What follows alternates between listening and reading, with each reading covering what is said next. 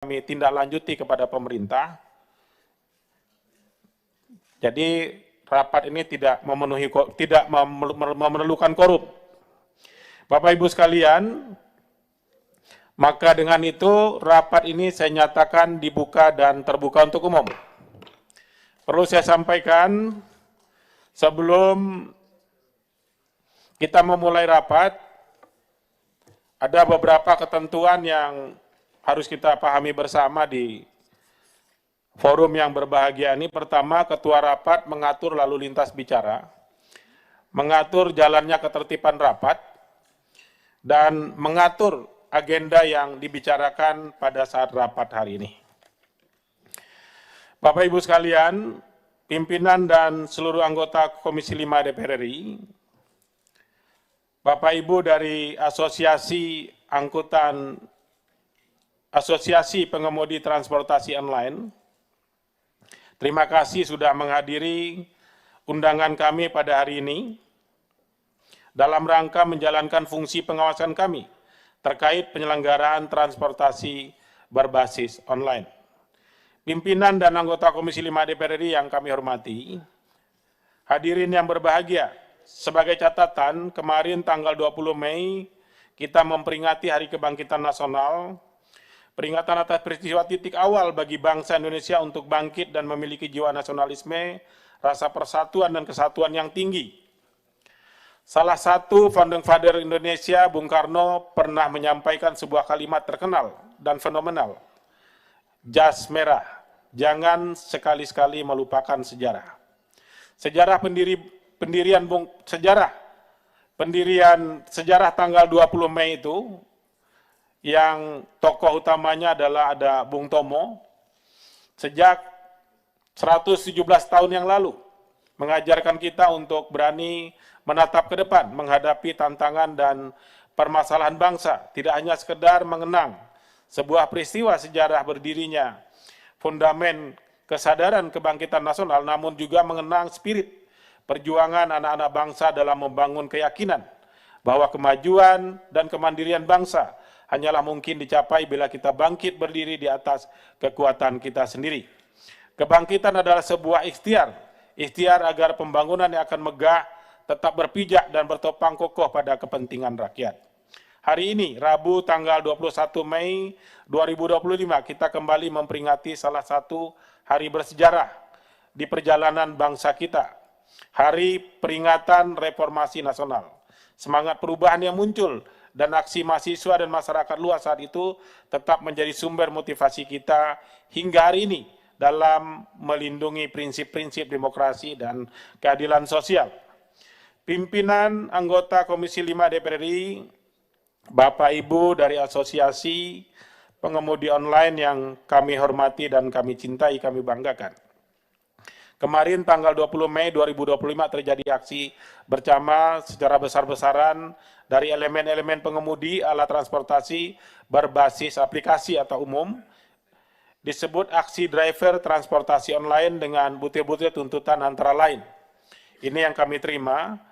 Yang pertama, tuntutan untuk memberikan sanksi tegas kepada aplikator yang melanggar peraturan Menteri Perhubungan, Permen Hub nomor 12 tahun 2019 dan keputusan Menteri Perhubungan KP nomor 1001 tahun 2022. Yang kedua, penetapan batas potongan maksimal sebesar 10% dari pendapatan mitra pengemudi oleh perusahaan aplikator, menggantikan aturan saat ini yang dinilai kerap dilanggar hingga mendekati 50%. Hingga tuntutan untuk merevisi sistem penumpang.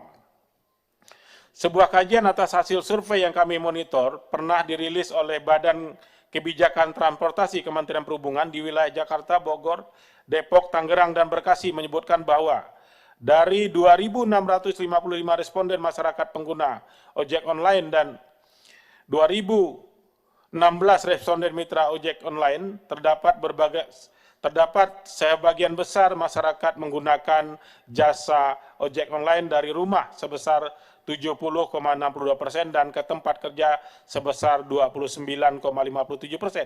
Jarak tempuh terjauh 4-8 km adalah sebesar 41,24% dan dengan maksud menggunakan untuk bekerja atau berbisnis sebesar 57,74%. Survei tersebut juga menemukan bahwa dari sisi pengeluaran penggunaan, kebanyakan menghabiskan 10.000 hingga 25.000, itu sebesar 51,41%, untuk pemesanan ojek online dan kurang dari Rp25.000 sebesar 41,47% untuk transportasi lainnya. Sedangkan hasil survei terkait status pekerjaan driver menyatakan bahwa status sebagai pekerja utama 54% dan sebagai pekerja sampingan 46%. Dari sisi pendapatan yang diperoleh pengemudi per harinya ditemukan hampir sama dengan biaya operasionalnya. Terbanyak rata-rata pendapatan per hari 50.000 sampai 100.000, 50,10%, dan biaya operasional per hari terbanyak kisaran 50.000 sampai 100.000, 44,10%.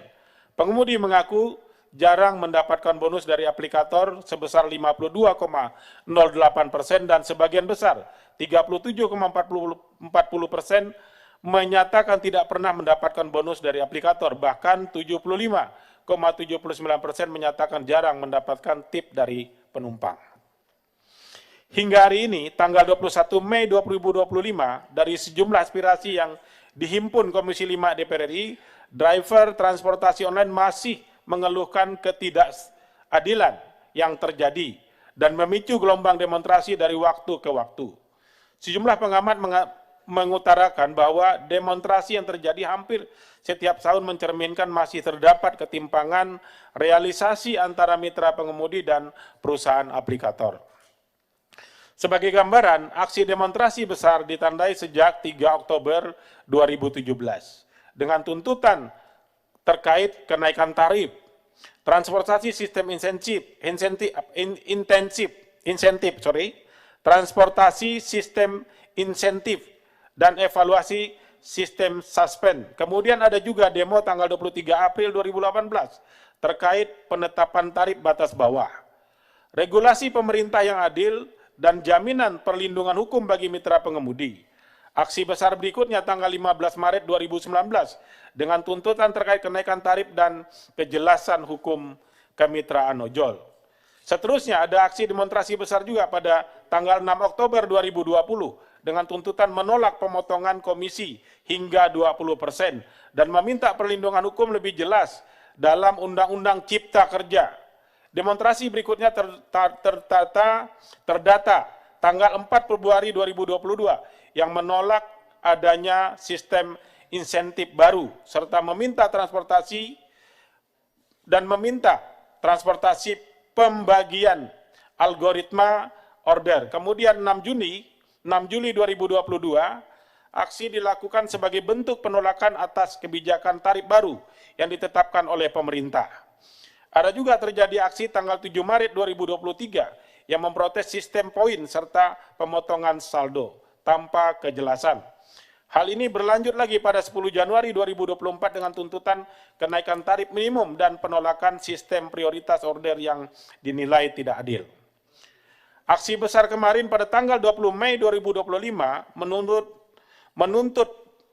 menurut prediksi peneliti Institute for Demographic and Preventive Studies atau IDES tidak disertai aksi offbid massal para mitra ojol hari itu, maka potensi nilai transaksi yang terdampak mencapai sekitar 187,95 miliar dari total gross transaction value atau GTV sepanjang 2024 yang diperkirakan mencapai 135 triliun. Besarnya angka itu menggambarkan pentingnya peran para mitra ojol dalam kegiatan ekonomi sehari-hari, khususnya di daerah urban Jakarta dan sekitarnya. Pimpinan dan anggota Komisi 5 DPR RI, hadirin yang berbahagia, Bapak Ibu dari Asosiasi Pengemudi Aplikator Online. Di lain pihak, pemerintah telah menerbitkan beberapa regulasi untuk mengatur kepentingan yang berimbang antara perusahaan aplikator, driver, dan masyarakat pengguna transportasi online. Dari sisi penelusuran, aturan dari pemerintah terdapat PM 108 tahun 2017 tentang angkutan sewa online. Kemudian Peraturan Menteri Perhubungan nomor 23 tahun 2018 tentang layanan perizinan angkutan secara online pada Direktorat Jenderal Perhubungan Darat. Setelahnya ada juga Permenhub nomor 12 tahun 2019 tentang perlindungan keselamatan pengguna sepeda motor yang digunakan untuk kepentingan masyarakat. Ada juga keputusan Menteri Perhubungan nomor 564 tahun 2022 yang diubah menjadi Kepmenhub nomor 580 tahun 2022. Dan selanjutnya Kepmenhub nomor 633 tahun 2022 yang kemudian dicabut oleh keputusan Menteri Perhubungan nomor 667 tahun 2022. Kemudian pengaturan tentang jumlah potongan maksimal yang bisa dilakukan perusahaan aplikasi, ojek dan taksi online tersebut diatur dengan Peraturan Menteri Perhubungan nomor KP 101 tahun 2022 tentang pedoman perhitungan biaya jasa penggunaan sepeda motor yang digunakan untuk kepentingan masyarakat dengan aplikasi. Di mana pada diktum 8 disebutkan dalam hal perusahaan aplikasi menerapkan biaya tidak langsung berupa biaya sewa pengguna aplikasi paling tinggi 15% dan atau perusahaan aplikasi dapat menerapkan biaya penunjang berupa biaya dukungan kesejahteraan mitra pengemudi paling tinggi 5%. Masih menuai kontroversi dan dalam implementasinya. Pimpinan dan anggota Komisi 5 DPR hadirin yang kami hormati. Hari ini Rabu 21 Mei 2025, Komisi 5 DPR mengadakan pertemuan terbesar sepanjang sejarah dengan hampir semua wakil asosiasi driver transportasi online yang ada saat ini. Untuk mendengarkan, menyimak, dan menerima tuntutan aspirasi dan masukan dari permasalahan yang dihadapi teman-teman driver angkutan online. Bapak Ibu sekalian, kami tentu menyimak secara seksama Pak Komisi ini ya. Kami sudah berupaya ya untuk mencari titik temu terkait dengan regulasi. Sebelum kami mendengarkan masukan dari teman-teman perlu kami sampaikan ya, kami sudah mendapat perintah dari pimpinan DPR untuk segera memulai pembahasan undang-undang angkutan online. Undang-undang tentang angkutan online ini nanti, karena domainnya bukan hanya di Komisi 5, Bapak Ibu sekalian, kalau kami ini angkutannya Pak, itu ada di Komisi 5, transportasi. Sistem yang dibangun untuk angkutan online itu di Kemendikbud itu di Komisi 1. Kemudian hubungan kerja antara driver dengan aplikator itu ada di Komisi 9, di Kementerian Ketenagakerjaan. Kemudian sistem pembayarannya itu ada di Komisi 11, hubungan dengan OJK. Jadi nanti ada juga Kementerian Hukum dan HAM. Ini perlu kami sampaikan, kalau melihat dari portofolio dari rumah besar penyusun ini nanti, saya berpikir atau saya bahkan mungkin berani menyimpulkan, ini nanti rumusnya pansus Pak. Bukan panja di Komisi 5, tapi pansus Undang-Undang Angkutan Online. Yang terdiri dari unsur Komisi 5 DPR RI, tapi nanti keputusan kita akan tunggu dari pimpinan ya, karena kami tentu kalau sistem yang dibangun oleh aplikator itu tidak ada di Komisi 5 Pak. Kami tidak pernah berhubungan sama Kemendikbud di sini. Kami juga tidak ada hubungan dengan yang sistem pembayaran yang dipakai saat ini untuk teman-teman pengguna ya, itu ada di Komisi 11 hubungannya dengan Otoritas Jasa Keuangan atau OJK. Ada juga pembicaraan terkait hubungan mitra dengan aplikator.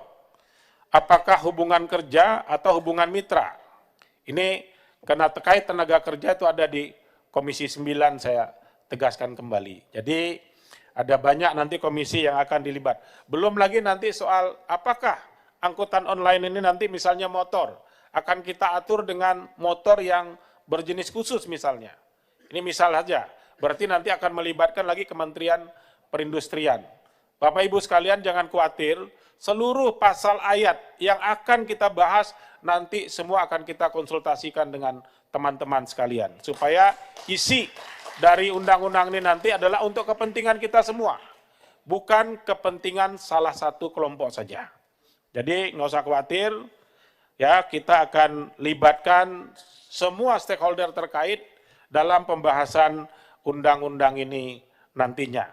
Barangkali sebagai pengantar, itu dulu dari saya ya, kami hari ini, tugas kami adalah ditugaskan untuk mendengar masukan, saran, pendapat dari Bapak Ibu sekalian, driver online terkait dengan terutama masukan akan muatan nantinya terhadap undang-undang ini. Bapak Ibu sekalian, karena angkutan online ini belum masuk di jajaran prolegnas prioritas, maka kami akan bekerja cepat, Pak, untuk menyiapkan naskahnya dulu. Setelah nanti kami akan konsultasi lebih lanjut dengan pimpinan DPR. Nanti setelah naskah akademiknya selesai, kami akan paparan di Balek, dari Balek dibawa ke paripurna untuk ditetapkan menjadi prolegnas. Baru nanti mulai kita pada tahap pembahasan. Ini perlu saya sampaikan supaya nanti tidak lagi ada yang bertanya-tanya ini prosesnya seperti apa. Tadinya Pak, kita mau tempelkan di lalu lintas dan angkutan jalan. Tapi karena ini spesifik, tidak bisa numpang di lalu lintas dan angkutan jalan, Pak. Karena tidak mungkin nanti sistemnya itu kita masukkan di lalu lintas dan angkutan jalan. Ini sementara hasil diskusi kami dengan berbagai pihak. Biar ini leg spesialis, lebih baik dia berdiri sendiri, nanti namanya Undang-Undang Angkutan Online. Jadi dia leg spesialis, termasuk mengatur hubungan kerja, dan seterusnya. Sistem potongan dan seterusnya. Nanti semua diatur di satu undang-undang ini saja. Saya rasa demikian sebagai pengantar. Selanjutnya, Bapak Ibu sekalian, kalau semua undangan kami ini kami kasih kesempatan untuk bicara, pastilah waktu kita ini tidak muat. Tidak cukup. 66 orang bergiliran bicara. 66 ini ngambil 5 menit saja, sudah berapa jam kita ketemu. Kalau usulannya itu saja, hanya mengulang saja, kan tidak efektif juga. Oleh karenanya, saya mungkin lebih kepada isu. Ya, isu yang dibawa itu kan pertama adalah soal potongan. Ya. Yang kedua soal hubungan kerja misalnya. Yang ketiga adalah tuntutan untuk segera dibuat undang-undang khusus yang mengatur tentang angkutan online. Kami sudah petakan ini ya. Jadi 3 hal ini hal yang krusial hari ini yang memang belum diatur oleh pemerintah dan juga DPR. Jadi teman-teman sekalian, saya mohon pendapat dulu dari teman-teman Asosiasi Pengemudi Transportasi Online ya. Ini yang dijadikan juru bicaranya siapa? Supaya nanti cukup mewakili. Nanti kalau misalnya juru bicara yang ini ternyata yang disampaikan masih belum sesuai dengan keinginan yang lain boleh menambahkan. Tapi jangan mengulangi apa yang sudah disampaikan tadi oleh temannya. Kalau ngulang cerita itu saja kan nanti Bapak bosan, saya juga bosan kan. Ya, udah diomongin lagi. Nah, untuk ini kan karena belum ada nyampe ke kami nih, pemberitahuan ini, siapa yang akan menjadi juru bicara. Saya beri kesempatan dulu kepada teman-teman, ini yang jadi juru bicara ini dulu siapa untuk menyampaikan 3 hal tadi misalnya. Kalau dia ada di luar 3 hal tadi, nanti kita mengalir saja. Kenapa? Saya ingin rapat ini efektif, tidak bertele-tele, ujungnya jelas, kesimpulannya jelas, dan juga outputnya nanti jelas. Saya persilahkan kepada teman-teman dulu untuk urung rembuk, siapa yang, karena begini Pak, saya juga tidak mau nanti kalau jadi lu aja yang ngomong, kenapa kita nggak ngomong? Ini soal lagi nanti kita pulang. Ya, saya nggak mau. Ya, yang terpenting bukan siapa bicara Pak, tapi apa yang dibicarakan menyangkut kepentingan kita atau bukan. Itu yang paling penting. Bukan penting siapa yang bicara, tapi pembicaraan bersangkutan mewakili enggak kepentingan yang akan kita sampaikan semuanya. Saya persilahkan ke teman-teman untuk kompromi ya. Saya tidak menentukan siapa, silahkan siapa yang disetujui untuk berbicara duluan. Saya minta 3 aja dulu terhadap 3 hal tadi. Ya, kalau ada di luar itu, ini sudah lebih dari 3 ini. Ya, coba. Oke, siapa dulu ayo? 1, 2, depan nih 1. Nah, ada rumit kan? Izin Ketua, jadi kami kan di sini ada perwakilan-perwakilan nih, kayak R2 dan R4. Jadi agar kami tidak ada saling tindih, makanya kita forumkan dulu. R4 ini nanti akan yang berbicara siapa dan R2 yang membicara siapa. Begitu, Baik, pimpinan. silakan R4 yang berbicara siapa? Sepakati. Setuju enggak? Setuju, siapa? Pak Ade ya? Pak Ade. Kemudian R2 siapa? R2 Pak Igun. Nanti sebentar Pak, kita dengar dulu apa yang dia sampaikan. Ya, nanti kita dengar dulu Pak, nanti saya kasih kesempatan Bapak bicara. Yang penting sana ngomong mewakili kepentingan Bapak, enggak yang dia bicarakan. Kalau tidak mewakili Bapak boleh bicara. Tenang aja Pak, biar perlu sampai besok pagi kita. Ya, kita ikuti. Terima kasih pimpinan, terima kasih. Ya, telanjur Pak kita, ketemu ini saya kangen juga sama Bapak-Bapak ini. Ya, baik Pak Ade dulu, habis itu Pak Igun. Silakan. Ya, Assalamualaikum warahmatullahi wabarakatuh. Terima kasih Bapak-Bapak, Ibu-Ibu.